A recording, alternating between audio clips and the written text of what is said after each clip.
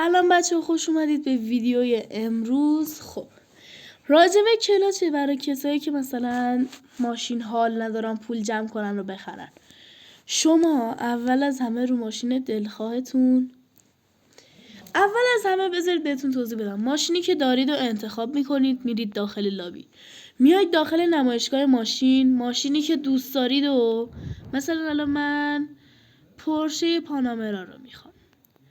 خب اول از همه یه دور میزنید روش، میاید بیرون، سریع همزمان دکمه خود ماشین و انتخاب شدن رو با هم میزنید.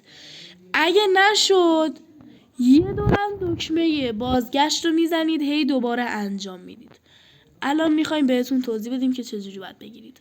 دیدید؟ به همین راحتی. بذارید الان نشونتون بدم. این ماشین رم نداشتم.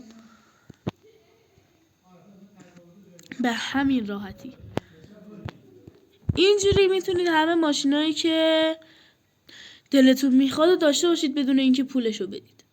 تا ویدیو بعدی، بای بای.